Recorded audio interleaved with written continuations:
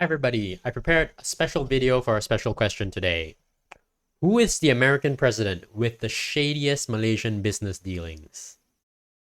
Before I reveal it to you, there's one thing that is guaranteed with my videos, is that the answer is seldom the obvious one. If you don't like being challenged, please feel free to get your opinion videos elsewhere.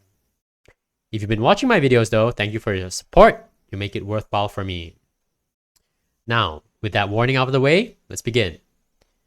The favorite American president of our real-life Teletubby and former Prime Minister Najib is none other than Joe Biden's old boss, Barack Obama.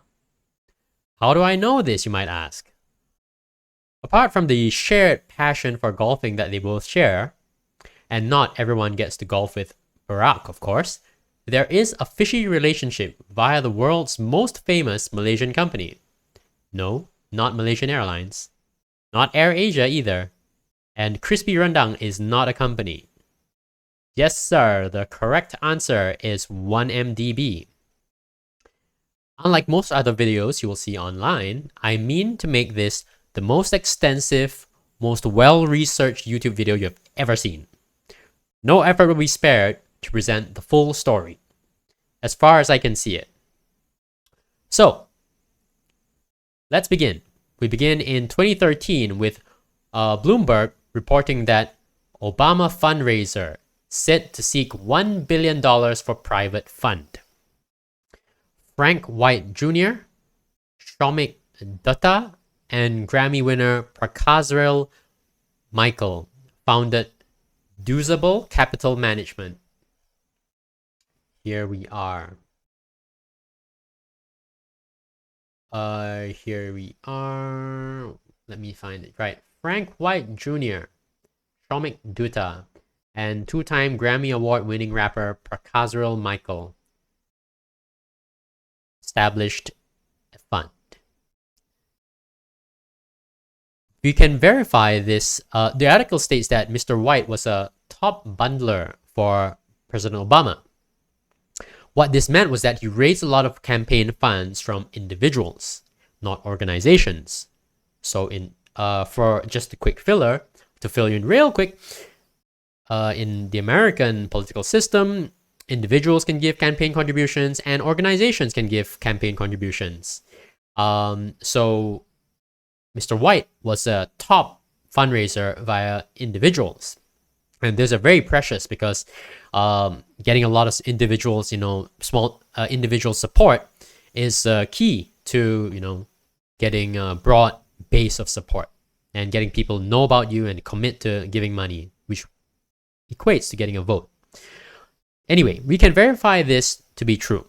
Now, Mr. White is listed on Duzable's website as his CEO. And also, he was the national vice chair of President Obama's 2012 re-election campaign. So, obviously, someone very close to President Obama. Now, in 2014, it was reported in The Star, the Malaysian newspaper The Star, that 1MDB plans a giant solar farm. Oh, sorry, we should start here. Plans a giant solar farm in the state of Kedah. It was planned to be the country's largest, with national utilities company Tenaga Nasional and an unnamed American company as partners. Where do we see it? Here we go. Right. In an odd turn, the Star also reported that the deal for the solar plant would be signed during Obama's visit to Malaysia. Why does that matter? Because it isn't a deal between governments.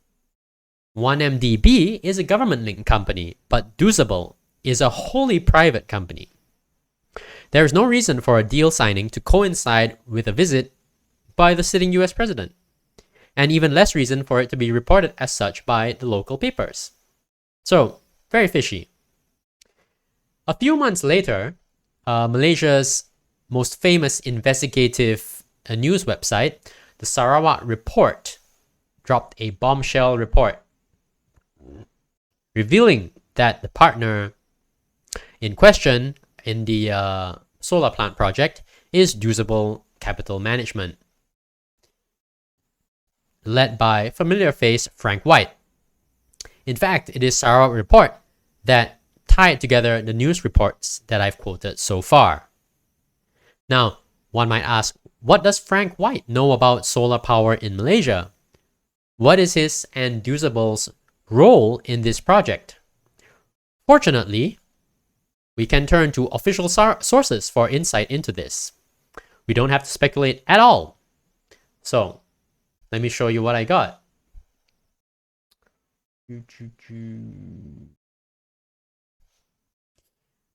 We have here the United States Department of Justice website, and it is the National Security Division. You can see here, National Security Division, and this is the Foreign Agents Registration Portal. So here you can search for and find a list of foreign agents, or a list of Americans representing foreign agents, so foreign governments.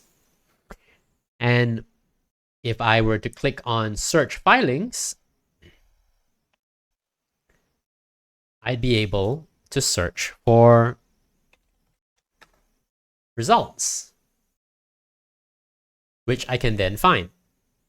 Now, already I have opened up the page, the relevant page here, and you can see here that this was filed in September 26th, 2013. And what does it say?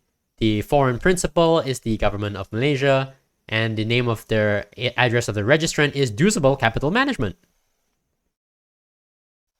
So, here we are, totally, fully verified and shown.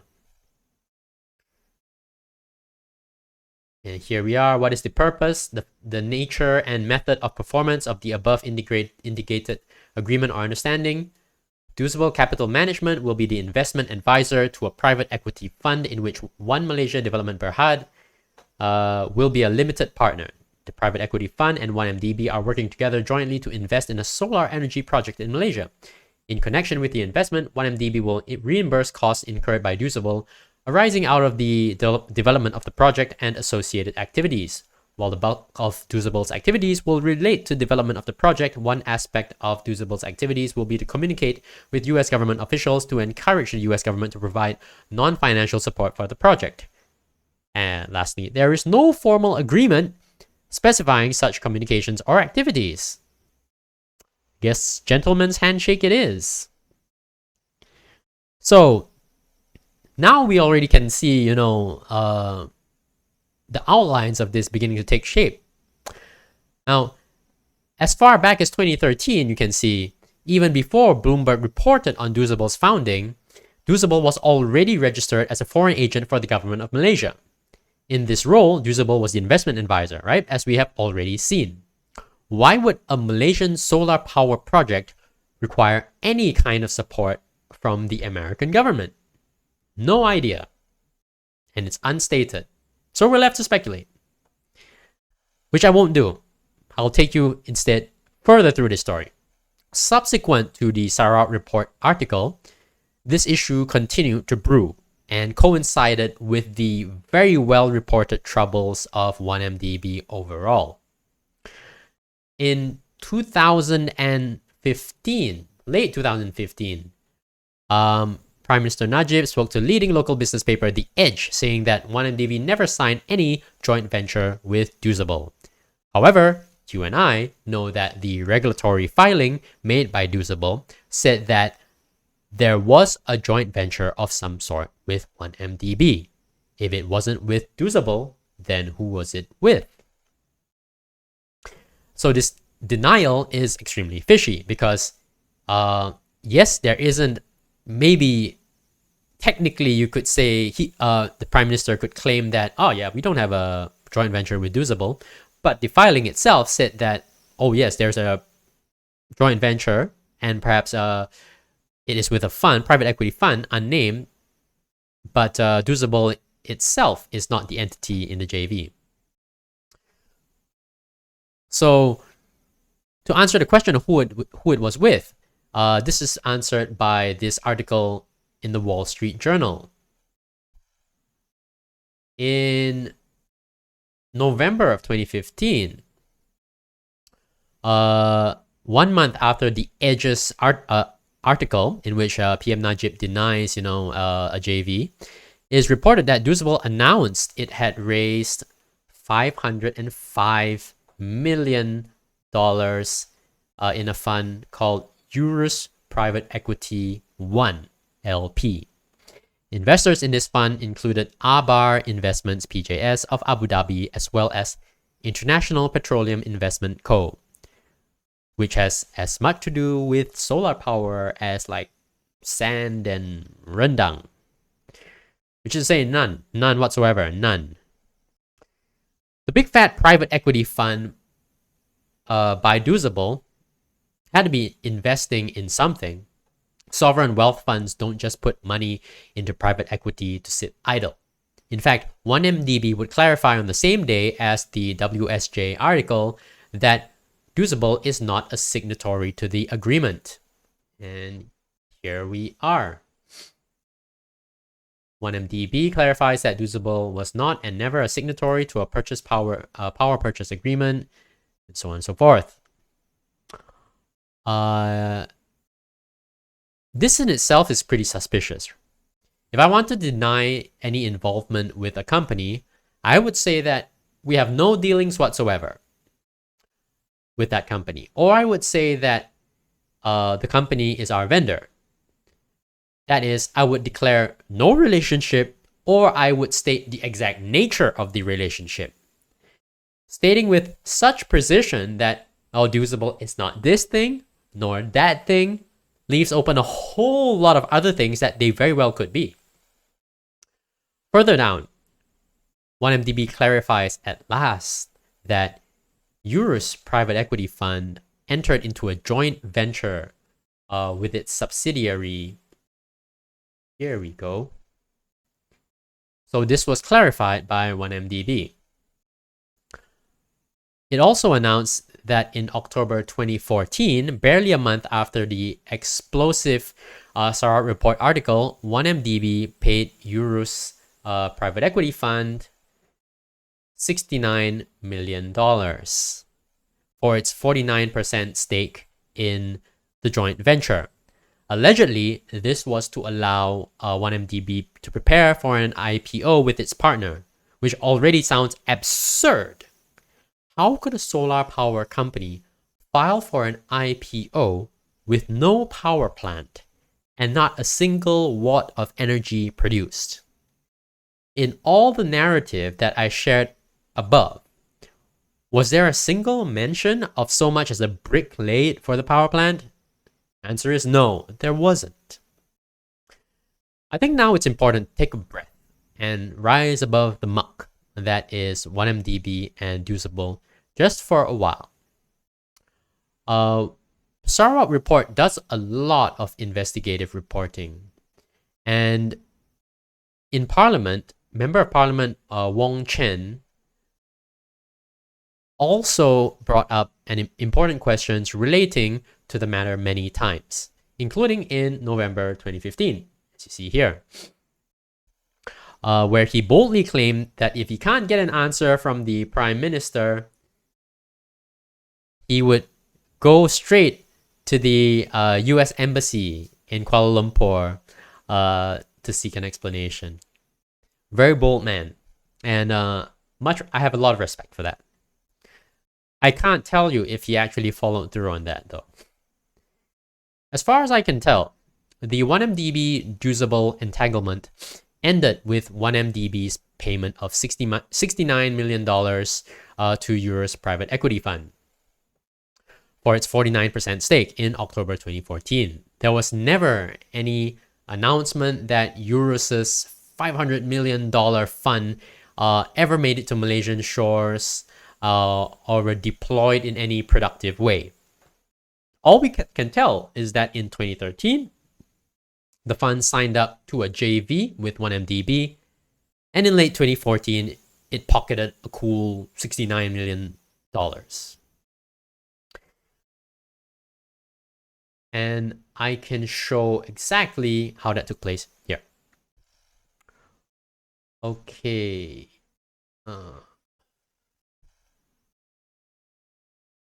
Here is the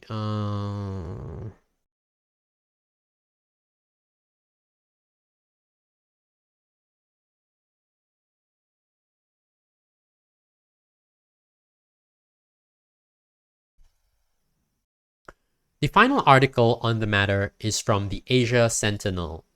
Oh, sorry. The final article on the matter is from the Asia Sentinel.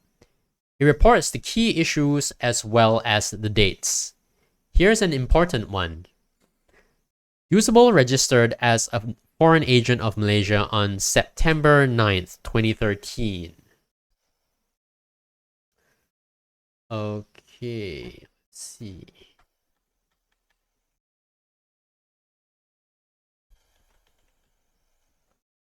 Yes. The same month, Usable made campaign contributions to the Senate campaigns of several Democrats. Mark Begich, Michelle Nunn, and also to Terry McAuliffe.